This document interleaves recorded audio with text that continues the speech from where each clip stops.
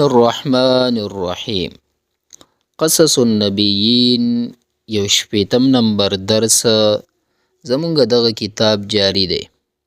نو تاسو نه گزارش دغه کیږي چې تاسو ته لږ هم فایده کیږي، ثواب په نیت باندې نورو دوستانو ته هم شیر کوئ چې دغه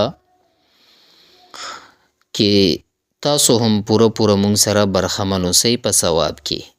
نحن انصار الله، مونږ امدادیان د دین د الله یو، یعنی نحن مونږ انصار الله، امدادیان الله د دین د الله یو.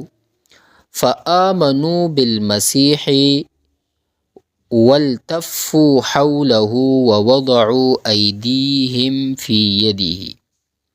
دوی په مسیح ایمان راوړو او غیر چاپیر ورنه راوتاو شول، خپل لاسونه یې د هغه په لاس کې کیښودل. فآمنو ایمان راوړو بالمسیح په مسیح، والتفو او تاو شول حوله غیر چاپیر ورنه. دوی په مسیح ایمان راوړو غیر چاپیر دینه ورنه راتاو شو. ووضعو ایدیهم فی یدی، خپل لاسونه یې د هغې په لاس کې کیښودل. ووضعو کیښودل ایدیهم لاسونه خپل فی یده د هغې په لاس، مطلب دا یعنی بیعت ورسره وکړه. وقالو او ویلې نحنو مونږه انصار الله، یعنی مونږ د الله د دین مرسته کوونکي یو.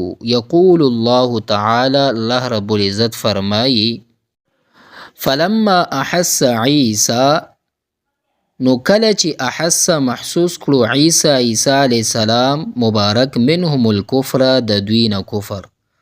قال ویلی من څوک دی انصاری مددګاران زما الله دین د الله ته. قال نو ویلی الحواریون خالصو ملګرو د عیسی علیه السلام مبارک نحنو مونږه انصار الله مددګار د الله د دین یو. آمنا ایمان راوړی دی مونږه بالله په الله، وشهد گواشته بأننا چې بېشک مونږه مسلمون مسلمانان یو. ربنا ای رب زمونږه آمنا ایمان راوړی دی مونږه بما په هغه څه انزلته چې نازل کړی دی تا، واتبعنا او تابعداري کړې د مونږه رسول د دې پیغمبر، فاکتبنا ولیکه ته مونږه مع الشاهدین سره د ګواه کوونکو. نو په دې عبارت کې د حضرت عیسی علیه السلام مبارک منونکو ذکر دی چې تاسې دغه واورېده.